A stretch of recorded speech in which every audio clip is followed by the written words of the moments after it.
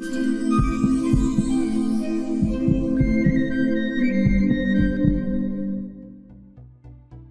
Ve République de la République gaulienne à l'alternance et à la cohabitation. La Quatrième République est fragilisée par l'instabilité de ses gouvernements. En 1958, pour résoudre la crise algérienne, Charles de Gaulle est rappelé au pouvoir. La République gaulienne. Entre 1958 et 1969, De Gaulle devient la figure centrale de la vie politique en France. Les Français approuvent massivement, par 2 référendums, en 1958 et en 1962, la création d'un régime qui renforce le pouvoir exécutif, d'un président de la République élu pour 7 ans. Le chef de l'État est élu directement par le peuple au suffrage universel à partir de 1962. Un scrutin majoritaire à 2 tours favorise aux élections législatives la victoire des grands partis.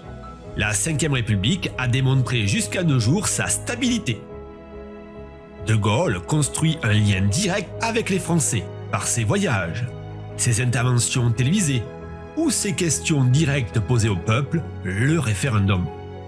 Il impose une politique de la grandeur en développant la dissuasion nucléaire ou le Concorde. Réélu en 1965 comme président, mais au second tour, il peine à comprendre la nouvelle génération. La crise de mai 68 est d'abord une crise étudiante, puis une crise sociale et finalement une crise politique. De Gaulle, désavoué lors d'un référendum en 1969, démissionne. Mais la Ve République n'est pas remise en cause. Alternance et cohabitation. Jusqu'en 1981, tous les présidents élus appartenaient à des partis de droite. L'élection à la présidence de François Mitterrand, candidat de la gauche, provoque l'alternance politique. Les socialistes votent la retraite à 60 ans, la 5e semaine de congés payés, l'abolition de la peine de mort, la décentralisation et de nouvelles nationalisations d'entreprises. Mais ces mesures ne parviennent pas à mettre fin à la crise. Les socialistes perdent les élections législatives de 1986. Cela entraîne une nouvelle alternance, c'est la première cohabitation. Un président de gauche, François Mitterrand, gère les affaires extérieures et un premier ministre de droite, Jacques Chirac, dirige le gouvernement et s'occupe des affaires intérieures. 2 autres cohabitations se reproduisent en 1993 et 1997.